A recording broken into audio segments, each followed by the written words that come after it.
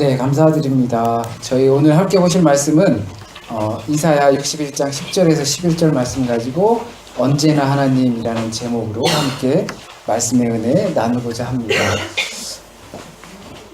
우리가 오늘 보신 성경 말씀 같이 다시 한번 읽어보도록 하겠습니다. 이사야 61장 10절에서 11절 말씀 한 목소리로 같이 읽어보도록 하겠습니다.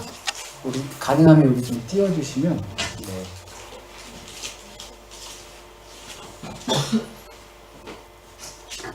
네, 혹시라도 성경으로 찾으신 분들은 한 목소리로 같이 읽어보시겠습니다. 61장 10절에서 11절입니다. 시작.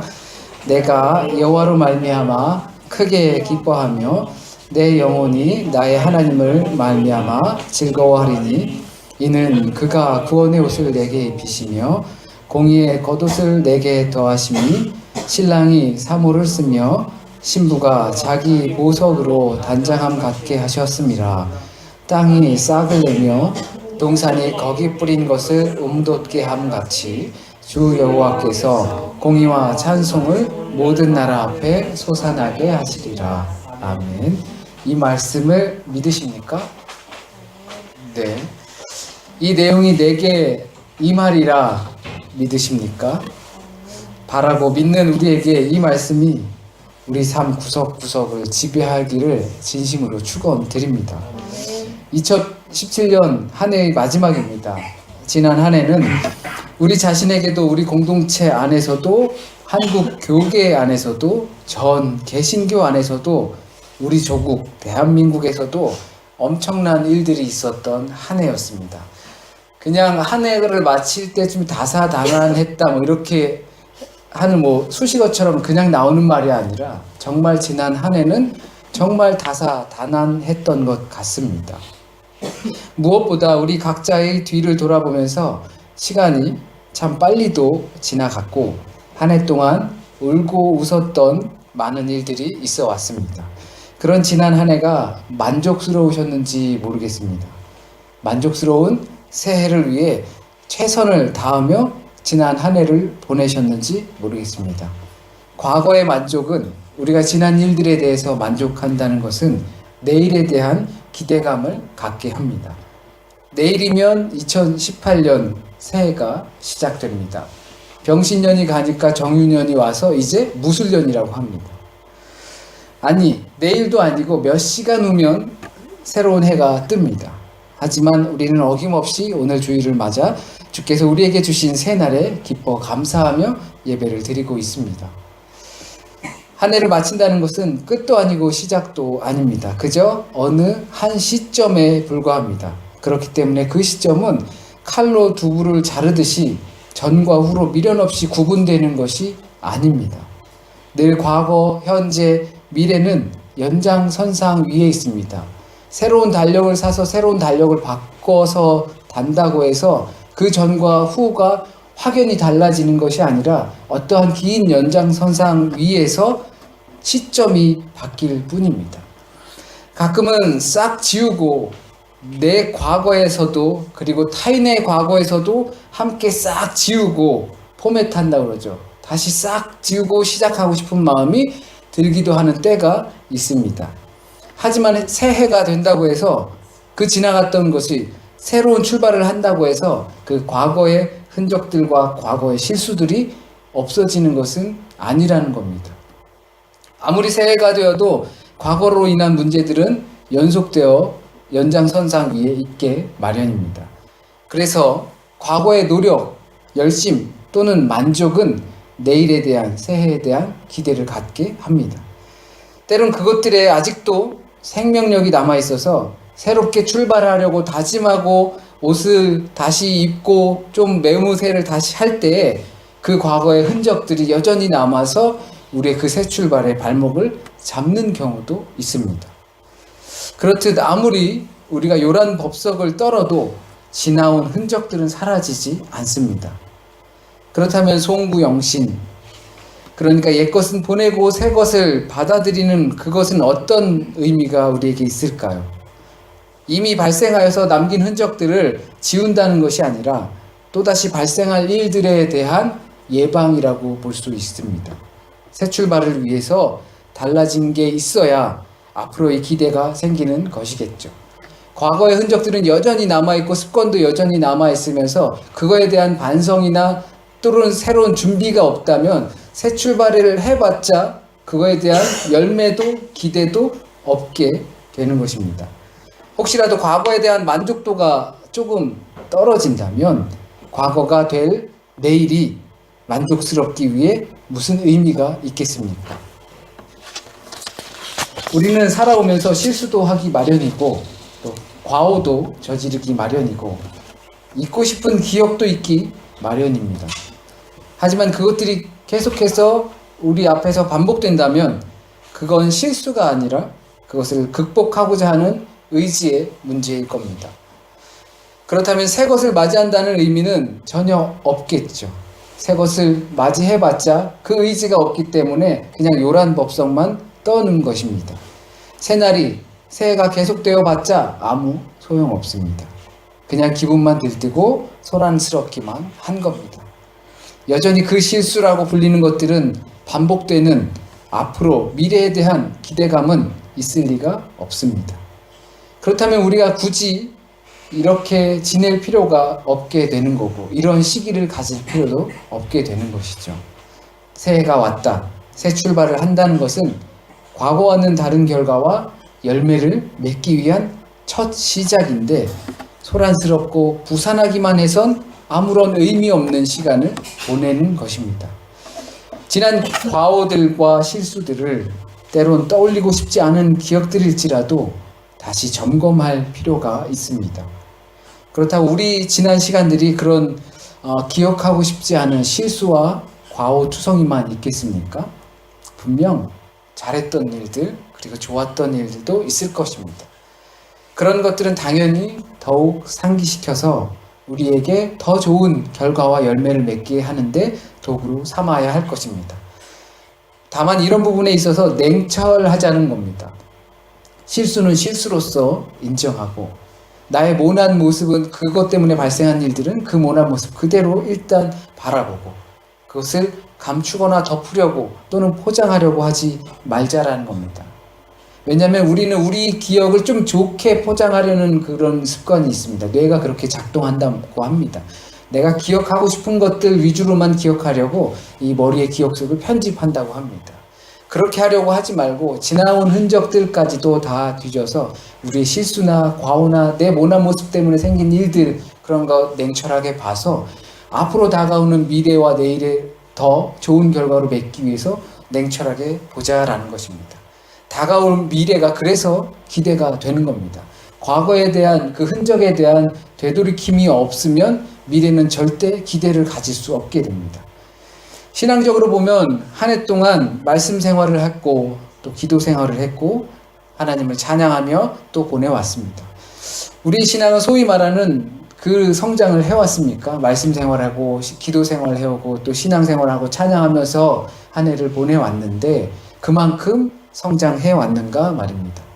수십 년 믿음을 지켜오신 장로님, 권사님, 매주 찬양 반주로 수고하시는 분들, 매주 새벽 경건회에 참석하여 기도의 향을 피우는 교우분들, 아니 그것을 떠나 이것들을 늘 준비하는 나 스스로는 신앙이 얼마나 내 생활을 침투해왔고 점령해왔는가 생각하게 됩니다. 생각해보면 그렇게 보낸 시간만큼이나 우리는 말씀을 따르지 않으면서 살아왔고 기도의 능력을 믿지 않으면서 살아왔고 하나님을 향해 한숨을 보내며 살아왔던 것 같습니다. 그렇게 열심히 말씀 생활하고 기도 생활하고 그리고 찬양하며 예배의 제단을 쌓았는데도 우리가 그것에서 한치도 성장하지 못했다라고 생각이 든다면 어쩌면 말씀 생활을 하지만 그 말씀이 내 삶을 지배하지 못했고 기도 생활을 하지만 기도의 능력을 믿지 않았고 찬양을 하고 하지만 하나님을 향해서는 그냥 한숨만 내쉬면서 살아왔던 게 아닌가 돌아봅니다. 이것은 우리 실수라기보다 우리 각자 안에 들어차 있는 나라는 지워지지 않는 자기 주장 탓이 아닌가 생각해 봅니다. 왜 말씀을 묵상하고 상고하면서 말씀을 따르지 않고 살게 될까요? 이것이 하나님의 말씀입니다 라고 믿음으로 말씀 생활을 하는데 우리는 왜 그것대로 따르며 살지 못할까요? 너무나도 견고하게 자리 잡고 있는 나 때문일 겁니다. 그리스도의 정신으로 나의 정신을 덮어버리지 않는 한 우리의 신앙생활은 물과 기름처럼 따로 놀게 될 겁니다. 그렇다면 우리는 어떠한 변화도 경험하지 못하게 되는 것이고 새로운 해를 맞이하고 새로운 해를 향한 예배를 드려도 우리는 새해에 대한 기대감을 갖지 못하게 됩니다. 그렇게 되면 우리의 기도도 아무런 변화가 없는 것이고 능력이 없는 것이고 하나님을 생각하면 한숨만 나올 것입니다. 왜냐하면 하나님을 보기보다 내 상황을 보기 때문입니다. 아무런 기대도 가질 수 없게 될 겁니다. 지난 과거의 흔적들 가운데 얼마나 자기 주장이 자리 잡고 있었는가요? 거기서 신앙의 후회가 남게 됩니다. 새 출발을 합니다. 새 출발을 하라고 기회를 주는 겁니다. 그래서 이 시점은 우리에게 기회입니다. 과거 신앙이나 우리의 삶의 흔적들을 돌이켜보면서 수정할 수 있는 기회입니다. 새로운 미래, 다가올 미래에 대한 기대감을 가질 수 있는 기회입니다. 과거의 다짐들을 다시 점검하고 다시 정진할 수 있는 기회입니다. 그렇게 하지 않는다면 시계바늘 하나 바뀌는 것에 불과합니다. 신앙 안에서도 이것은 기회입니다. 신앙이 우리의 생활에 침투하고 얼마나 깊이 차지하며 그 삶에서 하나님의 능력이 효력을 발휘할 수 있게 하는 기회입니다. 나를 주장하기보다 그리스도를 주장하는 것 바로 그러한 기회입니다. 그렇지 못하다면 어떤 나의 모습이 예수 그리스도의 정신을 덮으며 살았는지 점검할 수 있는 기회입니다. 나는 얼마나 어떤 부분에 있어서 예수 그리스도의 정신과 말씀, 그 복음의 가치를 내 가치로 덮어버렸는지 점검할 수 있는 기회입니다. 신앙적으로 더욱더 하나님과 친밀해질 수 있는 기회이고 그렇게 될 것을 기대할 수 있는 시점입니다.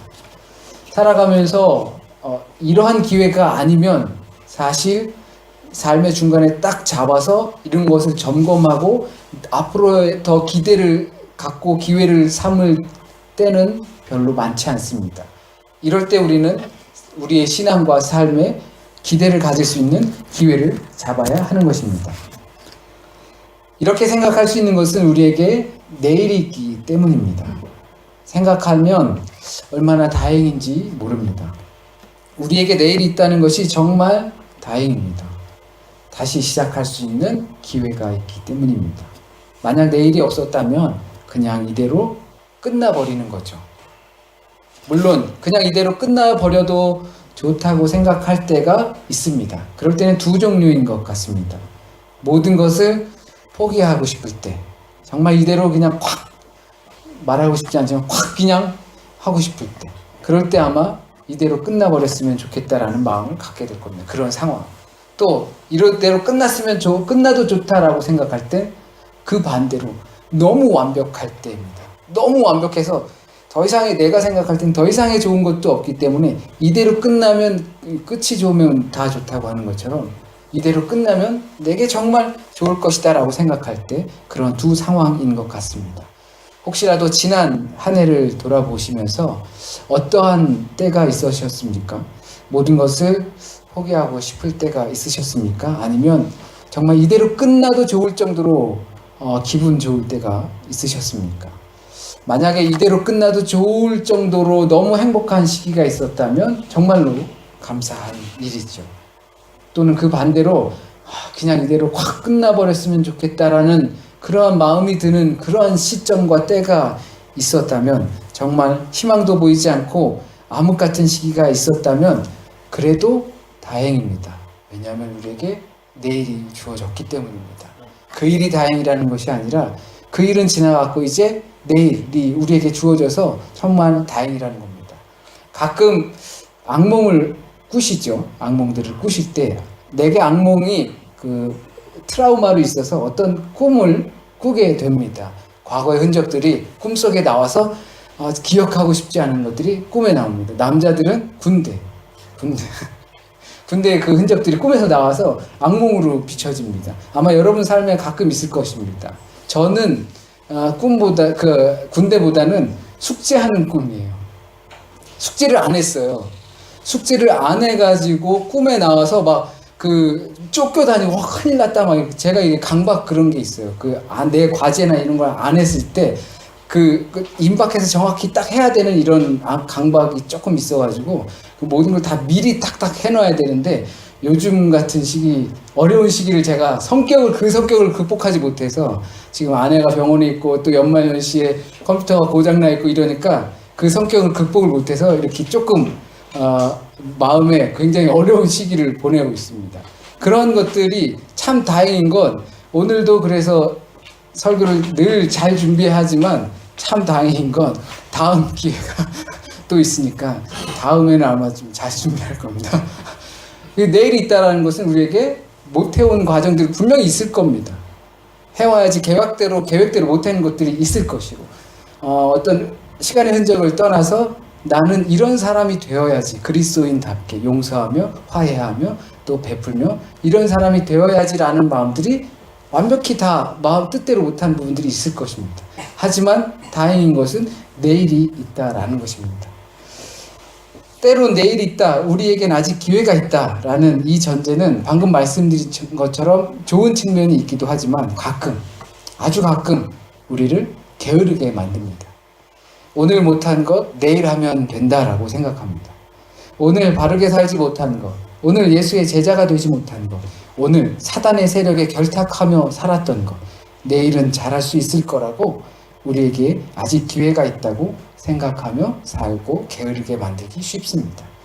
아주 가끔 그런다는 것도 참 다행입니다. 진짜 가끔 그러시죠? 자주 그러시지 않을 겁니다. 그런데 정말 조심스럽게 생각해 보면 오늘 주님이 오신다면, 주님이 오신다면, 오늘이 끝이라면 나는 정말 환호하며 기쁨으로 주를 맞을 수 있을까? 오늘 끝나도 좋을까? 아무런 후회가 없을까라는 겁니다. 우리는 막연한 내일이 있을 것이라는 기대로 살아가지만 과거에 대한 그런 흔적의 변화가 없으면 그 다가오는 내일은 그냥 시계 하나 바뀐 내일일 뿐인데 우리는 막연히 그러한 기대감을 갖지는 않는가. 지난 주간까지 우리는 요한계시록을 묵상하면서 보내왔습니다. 거기서 요한이 표현한 사단의 세력들은 모두가 무시무시해 보였습니다. 그냥 보기만 해도 저거 무서운 세력이라는 것을 알 수 있을 정도로 표현했습니다. 그러나 우리가 사는 세상 속에서는 그 사단의 세력은 그냥 악의 평범한 그 존재였습니다. 너무나도 평범하고 우리와 밀접하게 관계를 맺고 있고 심지어는 보암직도 하고 먹음직도스러웠습니다. 그 매혹적인 그 악의 평범성은 우리를 갉아먹습니다. 심지어 짐승의 규칙을 따르지 않으면 우리가 사는 세상 속에선 왕따를 당하는 것은 물론이고 모든 생활이 불편해서 고통을 당할 수밖에 없습니다. 살 수 없게 만듭니다. 그래서 그 짐승과 사단의 세력과 결탁하고 때론 숭배하며 자신의 이권을 찾아 먹게끔 만듭니다. 그때 주께서 다시 오실 때, 내가 그러고 있는 상황인데 주께서 다시 오실 때 환난과 고난을 이겨낼 힘을 없어서 포기하고 그렇게 살 때 주의 곁에서 함께 찬양하며 주의 오심을 기뻐하는 자들이 있는데 이들은 그 환난을 이겨낸 자들이라는 것입니다. 거기서 나는 기뻐하며 환호할 수 있을까? 그것은 나는 얼마나 환난을 당해왔는가, 또 버텨왔는가, 또 피하지 않았는가, 또 이겨냈는가라는 질문을 하게 됩니다. 내일이 있다는 것은 좋은 기회가 되는 것이라고 말씀을 드렸지만 얼마나 우린 내일이 없는 사람처럼 오늘이라도 죽을 사람처럼 당장이라도 주께서 오시면 기뻐하며 환호할 수 있는 사람처럼 살았는가라는 질문을 하게 됩니다. 어제 죽어간 이들이 그토록 바라던 내일이 바로 오늘이라는 그 절박함으로 나는 살았는가 질문을 던집니다. 용서하고 이해하고 헌신하는 모습으로 변화하기 위해 우리는 얼마나 최선을 다했는가 질문하게 됩니다. 혹시라도 지난 한 해가 후회가 있는 부분이 있다면 이런 부분이었으면 좋겠습니다. 계획했던 것을 이루지 못하고 또 성취하고자 했던 것을 성취하지 못했던 후회가 아니라 용서하지 못했고 이해하지 못했고 더 헌신하지 못했던 그리고 더 감사하지 못했던 모습들이 한 해를 돌아봤을 때 후회로 남았으면 합니다. 왜냐하면 이런 일들은 또 우리에게 발생할 것이기 때문입니다. 우리는 또 나를 앞장세우며 용서는커녕 미워하고 이해는커녕 오해하고 헌신은커녕 헐뜯고 빼앗으려고 할 것이기 때문입니다. 우리 안에 여전히 나라는 자기가 강하게 자리 잡고 있다면 우리는 계속 그렇게 될 것입니다. 오늘 말씀을 다시 한번 이사야서 61장 10절에서 11절 말씀을 함께 한 목소리로 읽어보도록 하겠습니다. 우리 함께 또 성경책 또는 앞에 보시면서 읽어보도록 하겠습니다. 시작. 내가 여호와로 말미암아 크게 기뻐하며 내 영혼이 나의 하나님으로 말미암아 즐거워하리니 이는 그가 구원의 옷을 내게 입히시며 공의의 겉옷을 내게 더하시니 신랑이 상호를 쓰며 신부가 자기 보석으로 담장함 같게 하셨습니다. 땅이 싹을 내며 동산이 거기 뿌린 것을 돋게 함같이 주 여호와께서 공의와 찬송을 모든 나라 앞에 서산하게 하시리라. 아멘. 우리의 기도가 헛되다고 생각하십니까? 우리의 헌신이 헛되다고 생각하십니까? 우리가 하나님을 기쁨으로 여기고 즐거움으로 삼는다면 우리가 헛되다고 생각했던 것들도 공의의 하나님께서 영광되게 하실 겁니다. 이 말씀을 믿으시고 지난 한 해의 후회, 실수, 불만족스러움이 우리에게 어김없이 내일을 선사하셔서 더 좋은 신앙의 열매를 맺을 기회를 주시는 하나님께 영광이 되길 바랍니다. 기도드리겠습니다. 우리에게 내일을 주신 하나님, 또한 우리에게 기회와 시점을 삼게 하여 주셔서 지난 한 해를 돌아보게 하여 주시고, 무엇보다 주님의 말씀대로 살지 못한 부분, 주님의 말씀에 어긋나서 실수했던 부분들을 다시 한번 돌아보게 하여 주시고, 주님의 모습으로 다시 한 해를 살아갈 수 있는 용기와 기대를 갖게 하여 주시는 하나님 감사드립니다. 우리가 이 시기를 그렇게 삼게 하여 주십시오. 남들처럼 소란스럽고 요란을 떨면서 보내는 그 시기가 아니라 조용히 지난 한 해를 돌아다보며, 그리고 앞으로 또 우리에게 선사하실 하나님의 은혜를 기대하며, 무엇보다 신앙으로 분명히 열매 맺을 것을, 그리고 변화하는 모습으로 남들과 구분되어 다르게 살 수 있는 것을 꿈꾸게 하여 주시길 간절히 소원하고 바라옵니다. 한 해를 마무리하고 또 새해를 준비할 때에 우리가 잊은 것이 없고, 또한 주님께서 우리에게 주실 그 은혜를 잊지 않고 살아갈 수 있도록 인도하여 주시옵소서. 오늘 우리에게 주신 말씀 통하여서 분명히 주께서 우리에게 베풀어 주실 공의를 기대할 수 있게 하여 주시고, 나를 보기보다 주님의 큰 은혜를 볼 수 있는 기회가 되게 주님 인도하여 주시옵소서. 오늘 이 시간 우리에게 울려 퍼진 이 말씀이 주께서 이 시간 우리에게 하고자 하는 말씀만 남게 하여 주셔서 뿌리 내리게 하여 주시고, 또한 열매 맺게 하여 주시길 간절히 소원하고 또한 바랍니다. 한 주간의 삶도 주님께 드립니다. 아니, 매일매일의 삶을 주님께 바칩니다. 주님, 우리의 삶을 인도하여 주시고, 우리가 묵상하는 말씀들이 우리의 삶을 지배할 수 있도록 인도하여 주시옵소서. 모든 말씀 우리 주님 예수 그리스도의 이름으로 기도드립니다. 아멘.